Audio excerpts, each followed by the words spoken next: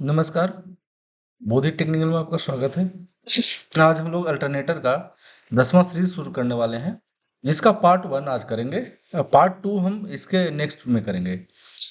Actually इसमें हम लोग जो करेंगे ना, वो कुछ अल्टरनेटर से संबंधित कुछ इंपॉर्टेंट टर्म है, उसको हम लोग करने वाले हैं। एक मिनट। इंपॉर्टेंट टर्म है, उसको हम लोग करने वाले हैं। ठीक है, जिसमें दो पार्ट में हम लोग करेंगे। आज जो है पार्ट 1 है। पार्ट 1 में जो हम लोग करेंगे, वो करेंगे फेज करंट, जिसको फेज सीक्वेंस बोला जाता है।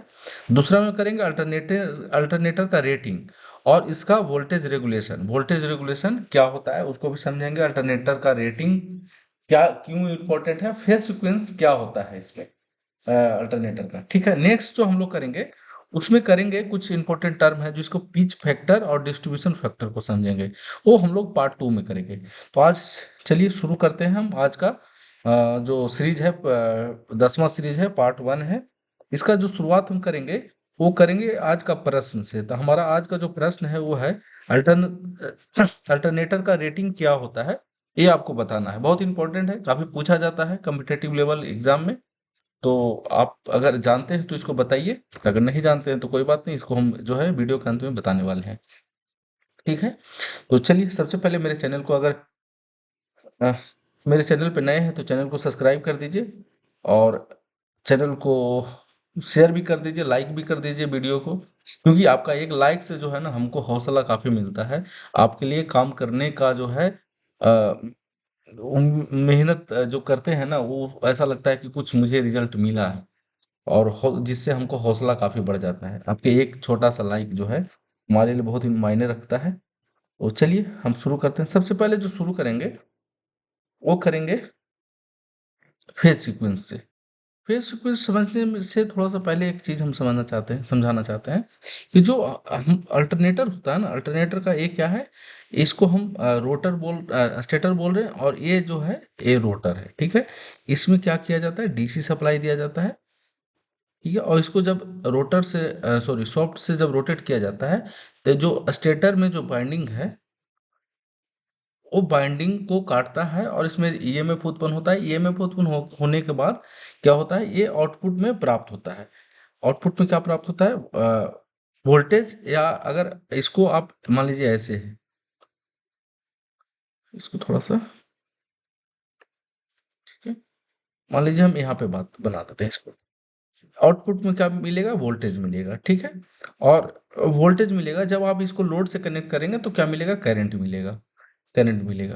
तो जो स्टेटर का जो बाइंडिंग होता है ना, हाँ, फेज सीक्वेंस जो रिलेटेड है, फेज सीक्वेंस जो रिलेटेड है, वो सिर्फ थ्री फेज अल्टरनेटर के लिए उपयोग होता है। अगर सिंगल फेज अल्टरनेटर की बात करेंगे तो सिंगल फेज में फेज सीक्वेंस की बात नहीं किया जाता है। क्यों? क्योंकि एक उसमें प्लस होता है, एक माइनस होता है। ठीक है, दो ही फेज होता है। एक मान लीजिए इसको आप कह सकते हैं पॉजिटिव, और दूसरा को नेगेटिव कह सकते हैं। ठीक है, तो दो होता है इसमें फेज। फेज सीक्वेंस का जो कंसेप्ट है वो थ्री फेज अल्टरनेटर के लिए है, या थ्री फेज जहां भी सप्लाई रहेगा फेज सीक्वेंस का उपयोग वहां पे होता है। टर्म का जो उपयोग होता है या यूज किया जाता है वो थ्री फेज सीक्वेंस के लिए होता है। तो थ्री फेज अगर अल्टरनेटर है तो देखिए जो स्टेटर का बाइंडिंग है ना, एक सीक्वेंस में किया जाता है, एक डिजाइन में किया जाता है, ताकि जो इसका जो मतलब जो ताकि ध्यान रखा जाए कि फेज जो सीक्वेंस है वो मेंटेन किया जाए। ठीक है, तो जैसे फेज सीक्वेंस जो होता है वो होता है, फेज जो होता है वो होता है तीन प्रकार, तीन होता है, आर होता है और वाई होता है और बी होता है। और इसका जो सबसे ज्यादा इस्तेमाल होने का वाला सीक्वेंस, जैसे मान लीजिए इसको हम आर बोल रहे हैं तो अगला का वाई होगा और ये बी होगा। मतलब ये जो बाइंडिंग स्टेटर का जो बाइंडिंग किया गया है ना, वो इस प्रकार से किया गया है कि एक जो टर्मिनल जो होगा वो आर होगा, दूसरा होगा वाई होगा, और तीसरा होगा बी होगा, और कॉमन टर्मिनल जो होगा वो न्यूट्रल होगा। जैसा कि आप देख सकते हैं, देखिए मान लीजिए ए बाइंडिंग है स्टेटर का। ठीक है, ए भी बाइंडिंग है स्टेटर का और ए भी बाइंडिंग है स्टेटर का। एक पॉइंट होगा जहां पे कॉमन होगा। ठीक है, और जो बाहर निकलेगा ना, जो बाहर जो हम ऐसे दिख रहे थे, वो ऐसे था, तो मान लीजिए ये हो जाएगा। देखिए ऊपर में लिखा हुआ है, इसको आप भी थोड़ा सा नहीं समझिए, ताकि हम एक्चुअली इससे रिलेटेड करना चाह रहे हैं, इससे जो हम अभी पिछला जो डायग्राम बनाए थे उससे आर वाई और बी होगा। ठीक है, ये जो दिख रहा है ना, ये स्टेटर का क्या है, बाइंडिंग है। ये स्टेटर का बाइंडिंग है। इसको हम ये क्या है, ये स्टार कनेक्टेड है। अगर हम डेल्टा में बात करेंगे तो डेल्टा में कुछ इस प्रकार से बन जाएगा। ठीक है। और ये क्या है, ये फिर स्टेटर का ही बाइंडिंग है। ये जो स्टेटर है था ना, हम लोग बात करते हैं ना, दो पार्ट होता है, एक स्टेटर होता है, एक रोटर। तो इसमें जो बाइंडिंग किया जाता है, तो इस बाइंडिंग को ध्यान रखा जाता है कि इस प्रकार से बाइंडिंग किया जाए कि एक या तो स्टार बने या तो डेल्टा बने। तो ये है डेल्टा। देखिए, इसको मान लीजिए आर बोल रहे हैं, इसको वाई, और इसको बी बोला जाएगा। आर का मतलब होता है रेड, वाई का मतलब होता है येलो, और बी का मतलब होता है ब्लू होता है। ठीक है। तो ये फेस मेंटेन करना होता है जब स्टेटर का बाइंडिंग होता है। और इसके बीच में जो एंगल होता है, वो एंगल होता है 120 डिग्री। अगर इसका हम फेजर डायग्राम बनाएंगे हम लोग, तो इसका फेजर डायग्राम में जो एंगल शो होगा, वो एंगल शो होगा एक दूसरे के बीच में 120 डिग्री। ये भी काफी पूछा जाता है कि फेज सीक्वेंस में जो फेज के बीच में जो एंगल होता है, थ्री फेज सीक्वेंस में जो फेज के बीच में जो एंगल होता है वो कितना होता है, तो वो होता है 120 डिग्री होता है। ठीक है। तो अब हम इसको इससे समझते हैं। ठीक है। ये हो गया स्टेटर का, मान लीजिए आर फेज, ये हो गया वाई फेज, और ये हो गया बी फेज। जो आर फेज से जो टर्मिनल निकलेगा, वो आर फेज कहलाएगा। ठीक है। और जो बी से निकलेगा उसको हम लोग बी बोलेंगे, और जो वाई फेज से निकलेगा वो वाई टर्मिनल कहलाएगा। ठीक है। ये सीक्वेंस इस्तेमाल होगा आर वाई बी, तीनों सीक्वेंस मिलकर के आर बी आर सॉरी, यहाँ बी निकला ना, हाँ ठीक है। अगर हम इसको सजा करके लिखे तो सबसे ज्यादा जो कॉमन यूज होता है ना, आर आर वाई और बी जो सीक्वेंस होता है वो कॉमन यूज होता है। ठीक है। सबसे ज्यादा इस्तेमाल जो होता है। ठीक है। अब हम इसको थोड़ा सा भाषा में समझने का कोशिश करते हैं। देखिए, फेज क्रम, जिसको फेज सीक्वेंस बोला जाता है। फेज सीक्वेंस अल्टरनेटर का फेज में विद्युत धारा का प्रवाह क्रम है। विद्युत धारा का प्रवाह क्रम है, मतलब इसमें जो होगा विद्युत धारा का प्रवाह किस क्रम में होगा वो हम लोग समझेंगे। इसको थोड़ा सा फेजर से भी समझ लेते हैं। देखिए, ये हो गया आर वाई बी। अब 120 डिग्री का कंसेप्ट जो हम बात कर रहे थे यहाँ पे, कि 120 डिग्री है, इसका क्या मतलब है? इसका मतलब ये है कि मान लीजिए इसको, अब ये ब्लू है, ये ब्लू है, ये येलो है, और ये रेड है। ठीक है। तो तीनों का जो टाइमिंग होगा ना, मान लीजिए तीनों का जो टाइमिंग होगा वो 120, मान लीजिए ये अगर यहाँ पे स्टार्ट हो रहा है तो ये 120 डिग्री पर स्टार्ट होगा। इसको मान लीजिए ये हो गया 90। ठीक है। ये हो जाएगा 180, ये 240, और ये हो जाएगा 360 डिग्री, 360 डिग्री। तो अगर मान लीजिए इसका ये जीरो से, जीरो कब है, 0 डिग्री पे, तो अगला जो y का मान जो जीरो होगा वो होगा 120 डिग्री पे, और अगला का होगा वो 240, क्योंकि 120 प्लस 120 कितना होगा, 240। तो ये तीनों के बीच में देखिए फेज डिफरेंस है। अगर हम इस पॉइंट पे बात करेंगे ना, तो देखिए, या हम यहाँ पे बात करते हैं इस पॉइंट पे, इस पॉइंट पे देखिए, नहीं, कोई ऐसा हो जहाँ पे सभी का वैल्यू दिख रहा हो। ठीक है। हम बात करते हैं इस पॉइंट पे, तो देखिए इस पॉइंट पे जो है वाई का वैल्यू, यहाँ पे जो है वाई का वैल्यू कितना है, जीरो है। लेकिन इस पॉइंट पे थे ना, यहाँ पे थे हम लोग। ठीक है। वाई का वैल्यू कितना है, जीरो है। ठीक, देखिए रेड जो है यहाँ पॉजिटिव में है, रेड क्या है, पॉजिटिव में। पॉजिटिव कितना होगा, हो सकता है मान लीजिए इसको हम 100 एम्पियर बोल सकते हैं, 100 एम्पियर। तो देखिए रेड आर जो हो गया प्लस 100 एम्पियर हो गया। ठीक है। और यहाँ पे जो है, जो बी है ना, वो माइनस, सॉरी, -100 एम्पियर है, -100 एम्पियर है। ठीक है। बेसिकली ये टाइमिंग को दर्शाता है, जो एंगल है ना, ये टाइमिंग को दर्शाता है। ये 0 डिग्री हो गया, ये 90 हो गया, ये 120 हो गया, ये 180 हो गया, 240 हो गया, 360 पे। अगर हम यहाँ पे निकाल रहे हैं, इस पॉइंट पे निकाल रहे हैं, तो इस पॉइंट पे वैल्यू जो है ना, इस प्रकार से दर्शाया जा सकता है इसको। ठीक है। बेसिकली ये टाइमिंग है विद्युत धारा जो प्रवाह हो रहा है इस फेज में।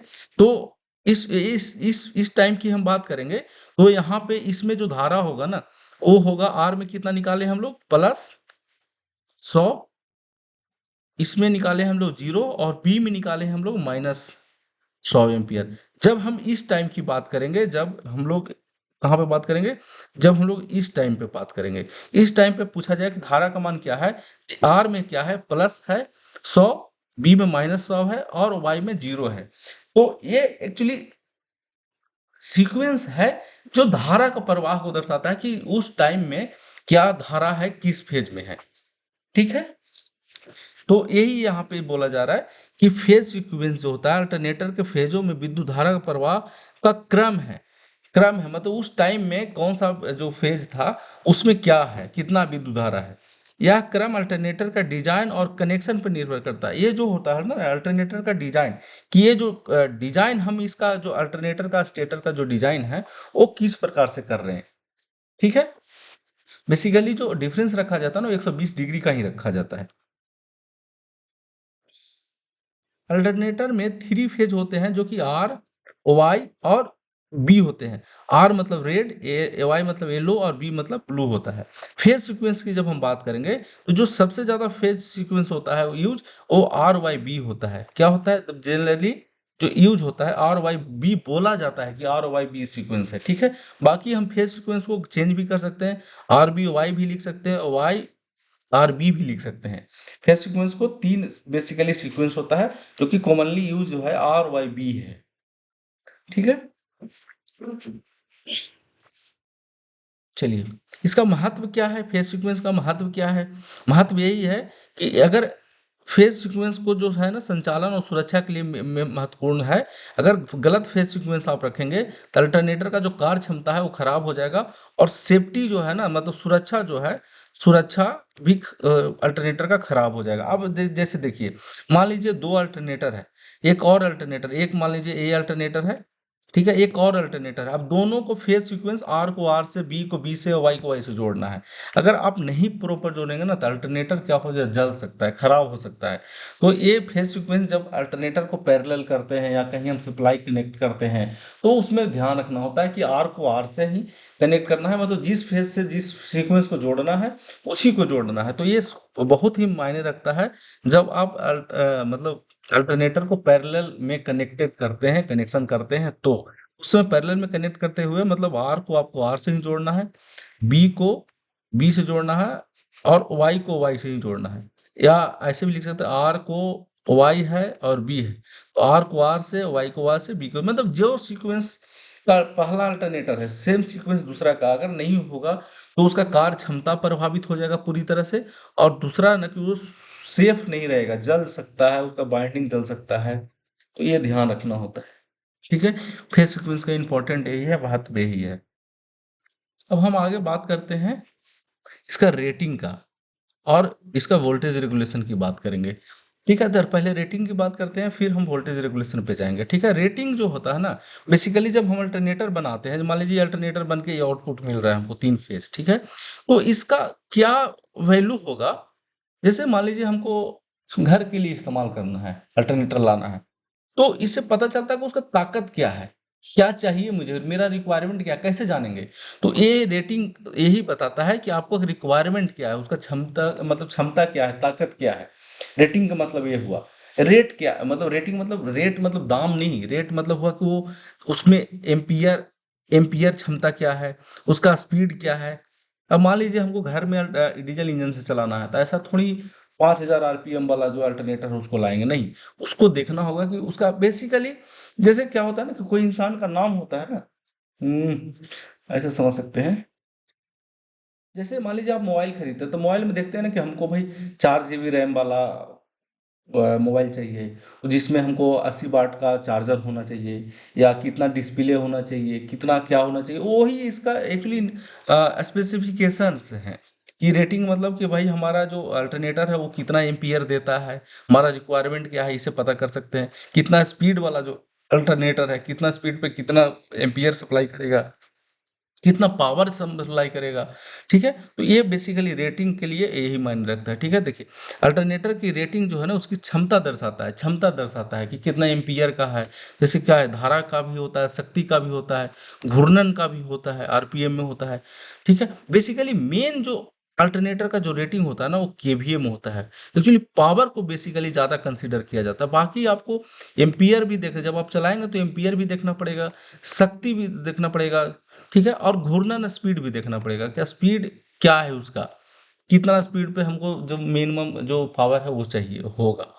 ठीक है, लेकिन जब हम अल्टरनेटर में रेटिंग की बात करते हैं ना, तो रेटिंग जो पूछ होता है वो केवीए में उसको लिखा जाता है, जो कि नेम प्लेट पे जो नेम उसमें बोर्ड लगा रहता है उसमें मेंशन होता है। हम आगे इसमें भी बात करेंगे, जब नेम प्लेट देखेंगे तो उसमें क्या क्या लिखा होता है उसको कैसे समझ सकते हैं, ठीक है।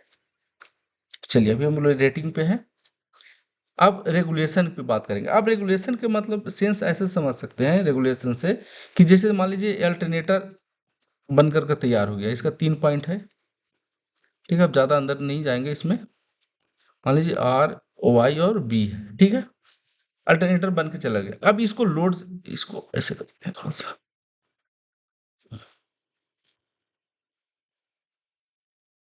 आर है, वाई है और बी है। अब मान लीजिए ये नो लोड पे चल रहा है, ठीक है। अब इसको फुल लोड देंगे तो इसके वोल्टेज में क्या बदलाव होगा, उसका वोल्टेज में क्या बदलाव, कुछ तो बदलाव होगा ना। तो ये जो हम लोग पता करते हैं ना, उसी को बोलते हैं वोल्टेज रेगुलेशन। वोल्टेज रेगुलेशन, कि नो लोड और फुल लोड में जो परिवर्तन हो रहा है, लोड जो हो रहा है, लोड जब डाला जा रहा है तो उसमें वोल्टेज में क्या परिवर्तन हो रहा है, कितना परिवर्तन हो रहा है, ठीक है। अब मान लीजिए नो नो लोड था, फुल लोड आप डाल दिए, तो ऐसा तो नहीं कि 250 वोल्टेज सप्लाई कर रहा था और 100 वोल्टेज सप्लाई कर रहा है। ऐसा तो नहीं कि 250 सप्लाई कर रहा था, 300 सप्लाई करने लगा।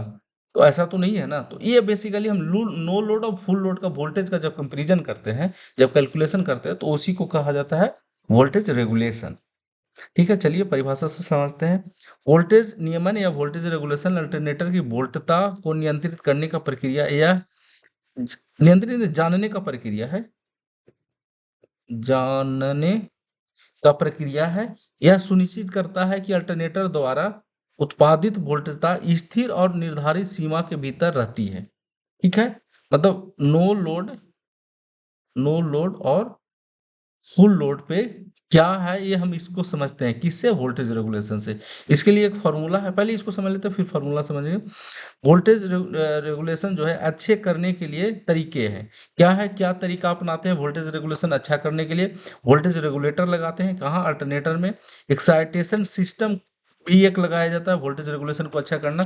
और फीडबैक लूप लूप को इस्तेमाल किया जाता है वोल्टेज रेगुलेशन को अच्छा करने के लिए, ठीक है। इससे लाभ क्या है? स्थिर वोल्टता आपूर्ति, उपकरणों की सुरक्षा। स्थिर वोल्टता मतलब वोल्टेज जो हम नो लोड और फुल लोड पे ले रहे थे, अगर आप इसका उपयोग करेंगे, वोल्टेज रेगुलेशन को बेहतर करेंगे, तो नो लोड और फुल लोड के बीच में जो वोल्टेज का बदलाव हो रहा है वो कम बदलाव होगा। मान लीजिए 250 वोल्टेज था नो लोड पे, तो फुल लोड देंगे तो हो सकता है 240 वोल्ट हो। तो ये वोल्टेज स्थिरता बनाता है, कब वोल्टेज रेगुलेशन अच्छा होता है तो, ठीक है। ऐसा तो नहीं कि 250 वोल्ट नो लोड पे था और जब वोल्टेज हम फुल लोड डाले हैं तो 100 वोल्ट पे आ गया। तो ये खराब बताता है कि आपका अल्टरनेटर ठीक कंडीशन में नहीं है, ठीक है। इसलिए स्थिर वोल्टता का आपूर्ति बताता है, उपकरणों की सुरक्षा। अब उपकरण मान लीजिए चलना था 250 वोल्टेज पे, जब आप उसको लोड दिए तो 100 वोल्ट, तो 100 वोल्ट पे उपकरण तो खराब हो जाएगा ना। तो उपकरणों की सुरक्षा भी वोल्टेज रेगुलेशन अच्छे रहने से नहीं लाभ है, ठीक है। ऊर्जा की बचत होता है, अल्टरनेटर की लंबी उम्र होता है, जाहिर सी बात है। जब वोल्टेज में बदलाव कम होगा no load to full load, तो उससे क्या ऊर्जा में बचत भी होता है और वोल्टेज जो अल्टरनेटर की लंबी उम्र होता है खराब नहीं होता है जल्दी, ठीक है। चलिए अब हम बात करते हैं यहाँ पे कि वोल्टेज रेगुलेशन का फॉर्मूला समझ लीजिए। वोल्टेज रेगुलेशन का फॉर्मूला आपको याद रखना पड़ेगा। No load no load voltage minus full load voltage. देखिए इसका मतलब है नो लोड वोल्टेज, एनएल मतलब no load voltage minus full load voltage, ठीक है, बटा फुल लोड वोल्टेज। मान लीजिए नो लोड वोल्टेज 250 है, ठीक है, फुल लोड वोल्टेज कितना है, 200 है। फिर तो इसको ऐसे निकालना है, 250 माइनस 200 बटा 200 गुने 100। ये परसेंटेज में होता है बेसिकली। तो ये हो जाएगा कितना, 50 बटा 200 गुने 100। ये कट गया, ऐसे हो गया, ये 25% हो गया, ठीक है। 25% ऐसे कैलकुलेशन होगा, no load voltage minus full load बटा फुल लोड वोल्टेज, ठीक है। अब नेम प्लेट जब हम अल्टरनेटर खरीदने जाते हैं या जब हमको रिक्वायरमेंट होता है, तो नेम प्लेट में हम क्या क्या समझते हैं उसको समझते हैं, बहुत इंपॉर्टेंट है ये। जब अल्टरनेटर आप देखेंगे तो उस पर नेम प्लेट में देखिए क्या क्या लिखा था, वोल्टेज लिखा होता है उसका, स्पीड लिखा होता है, जब आपको रिक्वायरमेंट होता था स्पीड भी देख करके ले। फेज आपको 3 फेज चाहिए, सिंगल फेज चाहिए, ये इस प्रकार से लिखा होता है। केवीए रेटिंग आपको देखना जरूरी है कि आपको किस रेटिंग का अल्टरनेटर का जरूरत होता है, जिसका रेटिंग हम लोग किस में बात कर रहे थे कि केवीए में होता है। अल्टरनेटर का रेटिंग किस में होता है, केवीए में होता है। ठीक है, जो कि पावर का रेटिंग हम बात कर रहे हैं। फ्रीक्वेंसी ये देखना होगा, टाइप कौन सा है, मतलब स्टार है या डेल्टा है। ठीक है, आपको रिक्वायरमेंट क्या है, स्टार का है या डेल्टा का है, टाइप उस पे लिखा हुआ रहेगा। ठीक है, एक चीज और होता है जो एक्साइटर होता है। हम लोग जब अल्टरनेटर का पिछला सीरीज आप देखे होंगे, उसमें पढ़े कि जो उसमें रोटर होता है ना, रोटर को डीसी सप्लाई देकर के एक्साइटेशन किया जाता है। ठीक है, डीसी सप्लाई देकर के एक्साइटेशन किया जाता है। तो डीसी जो एक्साइटर है ना, उसका भी एक रेटिंग होता है अलग से कि भाई डीसी जो इस्तेमाल किया गया, शंट जनरेटर इस्तेमाल किया गया है। बेसिकली एक्साइटर में डीसी शंट जनरेटर ही इस्तेमाल किया जाता है, जो कि काफ़ी पूछा जाता है ऑब्जेक्टिव में। आप इसको कम्पिटेटिव के लिए नोट कर सकते हैं। ठीक है, वोल्टेज एक्साइटर का कितना है, वो धारा कितना देता है, और आरपीएम कितना है। आरपीएम जो होगा ना, इसका और आरपीएम और इसका आरपीएम दोनों का आरपीएम सेम होगा, क्योंकि ये जो अल्टरनेटर का जो एक्साइटर होता है, वो अल्टरनेटर का सॉफ्ट पे बना होता है। तो सॉफ्ट तो दोनों के लिए सेम है ना, अल्टरनेटर का रोटर के लिए भी और डीसी जनरेटर है उसके लिए भी, तो आरपीएम दोनों का सेम होगा। इसका एक्साइटेशन जो एक्साइटर है उसका, और जो अल्टरनेटर है उसका। ठीक है, तो इतना जो होता है अल्टरनेटर पे लिखा रहता है। तो उम्मीद है कि ये वीडियो आपको पसंद आ रहा होगा। अगर आ रहा है तो कमेंट बॉक्स में आप जा करके जो भी आपको दिक्कत है किसी प्रकार का, तो आप लिख सकते हैं। आप वीडियो को लाइक कर सकते हैं, चैनल को सब्सक्राइब कर सकते हैं, ताकि हमारा भी हौसला आपके लिए काम करने के लिए बना रहे, बढ़ता रहे। हमारा भी हौसला बना रहे कि हम आपके लिए बेहतर काम करें। ठीक है, अब हमारा बात रहा, आज का जो है प्रश्न है उसका जवाब देने का टाइम आ गया है। ठीक है, अल्टरनेटर का रेटिंग क्या होता है। अल्टरनेटर का रेटिंग, अगर मेरा वीडियो स्किप नहीं किए होंगे तो देखे होंगे कि अल्टरनेटर का रेटिंग जो होता है केवीए में होता है, किलो वोल्ट एम्पियर जो होता है। ठीक है, ये काफ़ी पूछा जाता है, ये ऐसे इसको आप वीवीआई कर सकते हैं। ठीक है, चलिए आज हम वीडियो को यहीं पे समाप्त करते हैं, मिलते हैं इसका सीरीज का पार्ट 2 में, जिसमें भी एक इम्पोर्टेंट है पॉइंट है, जिसको हम बात करेंगे पीच फैक्टर, डिस्ट्रीब्यूशन फैक्टर की बात करेंगे। ठीक है, चलिए वीडियो को समाप्त करते हैं, मिलते हैं नेक्स्ट सीरीज में। आज के लिए इतना ही, थैंक यू।